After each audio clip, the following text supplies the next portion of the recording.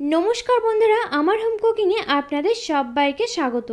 আজকে আমি চলে এসেছি আবার একটি নতুন রেসিপি নিয়ে। তো ভিডিওটি কোথাও স্কিপ না করে পুরোটা দেখার জন্য আপনাদের কাছে আমার একান্তভাবে অনুরোধ রইল। আজকে আমি আপনাদের সঙ্গে শেয়ার করছি আলু, বেগুন, মিষ্টি কুমড়ার বড়ি দিয়ে সেরা স্বাদে কলমি শাকের চচ্চড়ি রেসিপি। এই রেসিপিটি কিন্তু শরীর স্বাস্থ্যের পক্ষে ভীষণই উপকারী। আর এই রেসিপিটি কিন্তু গরম গরম ভাতের সঙ্গে পরিবেশন করে অন্য কোনো কিছুর কিন্তু কোনো প্রয়োজন হয় না। শুধুমাত্র একটি মাত্র পদ দিয়ে কিন্তু পুরো এক থালা ভাত নিমিষেই খেয়ে ফেলা যায়। তো চলুন দেখে না যাক এই রেসিপিটি বানাতে এখানে আমার উপকরণ কী কী লাগছে। এখানে আমি 2 আঁটি কলমি শাক প্রথমে বেছে তারপর ধুয়ে কুচি কুচি করে কেটে নিয়েছি। এখানে রয়েছে বেশ কয়েক টুকরো মিষ্টি কুমড়ো। এখানে আমি একটি বেগুন টুকরো টুকরো করে কেটে নিয়েছি। দুটো ছোট সাইজের আলু আমি টুকরো করে কেটে নিয়েছি। রয়েছে এখানে স্বাদ মতো নুন, হলুদ গুঁড়ো রয়েছে হাফ চা চামচ, রয়েছে এখানে ভাজা জিরে গুঁড়ো হাফ চা চামচ। জিরেটাকে আমি শুকনো খোলাতে ভেজে নিয়ে তারপর গুঁড়ো করে নিয়েছি। রয়েছে হাফ চা চামচ চিনি। এখানে আমি একটি ছোটো সাইজের পেঁয়াজ কুচিয়ে নিয়েছি। এখানে আমি 3-4 কোয়া রসুনও কুচিয়ে নিয়েছি। রয়েছে এখানে কয়েকটা চেরা কাঁচা লঙ্কা। এখানে ফোড়নের জন্য রয়েছে একটি তেজপাতা, একটি শুকনো লঙ্কা, রয়েছে 5 ফোড়ন।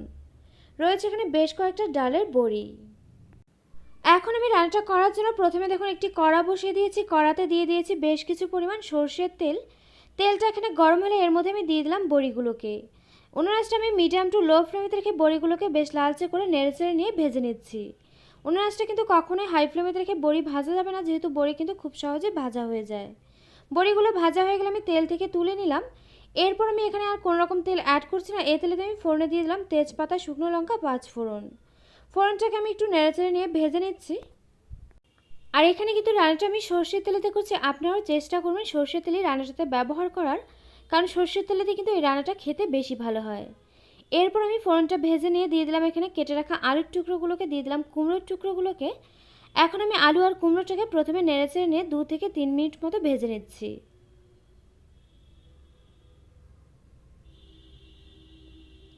2 থেকে 3 মিনিট মতো ভেজে নেওয়া হয়ে গেলে এরপর আমি এর মধ্যে দিয়ে দিলাম বেগুনের টুকরোগুলোকে। এরপর দিয়ে দিলাম এখানে চেরা কাঁচা লঙ্কা।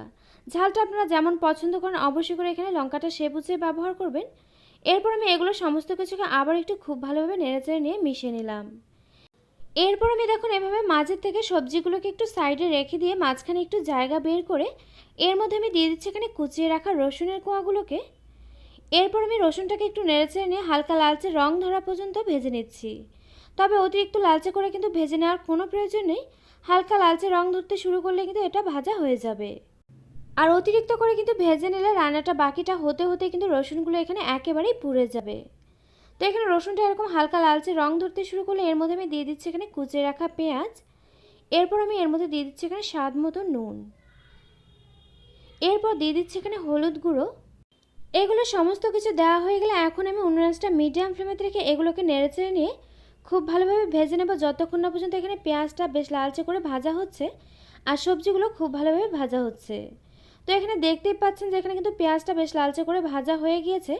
আর এখানে কিন্তু দেখুন সবজিটাও খুব ভালোভাবে ভাজা হয়ে গিয়ে কিন্তু সবজিটা এখানে প্রায় 80% মতো সেদ্ধ হয়ে গিয়েছে। আর বাকিটা কিন্তু রান্না হতে হতেই খুব ভালোভাবে সেদ্ধ হয়ে যাবে। এরপর আমি এর মধ্যে দেখুন দিয়ে দিয়েছি এখানে কলমি শাকগুলোকে। এখন আমি সবজির সঙ্গে এগুলোকে একটু নেড়েচেড়ে নিয়ে খুব ভালোভাবে মিশিয়ে নিলাম। এরপর আমি এর মধ্যে দিয়ে দিচ্ছি এখানে ভেজে রাখা ডালের বড়িগুলোকে। এখানে আমি আস্তে আস্তে করে এভাবে ডালের বড়িগুলোকে রান্নাটাতে ব্যবহার করলাম, তবে আপনার চাইলে কিন্তু হাত দিয়ে ভেঙেও দিতে পারেন। এরপর আমি এর মধ্যে দিয়ে দিলাম চিনি। আর চিনিটা কিন্তু এখানে আমি রান্নাটাতে অতিরিক্ত মিষ্টির জন্য ব্যবহার করছি না। সামান্য পরিমাণে একটু চিনি দিলে কিন্তু রান্নার টেস্টটা ব্যালেন্স হয়, রান্নাটা কিন্তু খেতে দারুণ লাগে। তবে আপনারা অপছন্দ করলে এখানে নাও দিতে পারেন। এরপর আমি এভাবে নেড়েচেড়ে নিয়ে 3 থেকে 4 মিনিট মতো রান্নাটা করে নিচ্ছি। তো এখানে আমি ফিরে এলাম 3 থেকে 4 মিনিট পর। এরপর আমি এর মধ্যে দিয়ে দিলাম ভেজে যে আমি জিরে গুঁড়ো করে রেখেছিলাম সেটাকে। জিরে গুঁড়ো দিয়ে এখন আমি উনুনাসটা একেবারে লো ফ্লেমেতে রেখে নেড়েচেড়ে নিয়ে রান্নাটা হতে দেব 2 থেকে 3 মিনিট মতো। আর এই রান্নাটাতে কিন্তু অতিরিক্ত মশলা ব্যবহার করার কোনো প্রয়োজন নেই। আর জিরে গুঁড়োটা কিন্তু এখানে অল্প পরিমাণ ব্যবহার করলেই হয়ে যায়। আর এখানে দেখুন আমি আপনাদেরকে একটু দেখিয়ে দিলাম এখানে কিন্তু আলু, মিষ্টি কুমড়ো, বেগুন সমস্ত কিছুই কিন্তু খুব ভালোভাবে সেদ্ধ হয়ে গিয়েছে। তো এখানে আমি ফিরে এলাম 2 থেকে 3 মিনিট পর। এখন আমি গ্যাসটাকে বন্ধ করে দিলাম। এরপর আমি দেখুন আপনাদেরকে একটু দেখিয়ে দিচ্ছি এখানে কিন্তু বড়িগুলো এরকম গোটা গোটাই রয়েছে, তবে হাত দিয়ে দেখুন ভেঙে নিলেই কিন্তু কতটা সফট হয়ে গিয়েছে। তো এখানে দেখুন একেবারে কিন্তু রেডি হয়ে গিয়েছে গরম গরম ভাতের সঙ্গে পরিবেশন করার মতো কলমি শাকের দারুণ স্বাদের একটি রেসিপি। এই রেসিপিটা এভাবে একবার সেম প্রসেসে আপনারাও বাড়িতে ট্রাই করুন, আশা করছি আপনাদেরও খুব ভালো লাগবে। তো আমার রেসিপিটা আপনাদের কাছে কেমন লাগলো অবশ্যই একটি লাইক দিয়ে কমেন্ট করে জানাতে কিন্তু ভুলবেন না, কারণ আপনাদের একটি লাইক একটি কমেন্ট কিন্তু আমাকে এরকম নতুন নতুন ভিডিও বানাতে অনেক বেশি উৎসাহিত করবে। পাশে থাকা বেল আইকন অবশ্যই প্রেস করে দেবেন, এতে করে আমার নিত্য নতুন ভিডিওর আপডেট আপনাদের কাছে পৌঁছে যাবে সবার আগে। তো আজকের মতো ভিডিওটা এ পর্যন্ত, আবারও পরে দেখা হচ্ছে অন্য কোনো নতুন ভিডিওর সঙ্গে। আর আমার এই ভিডিওটি শেষ পর্যন্ত দেখার জন্য আপনাকে জানাই অসংখ্য ধন্যবাদ।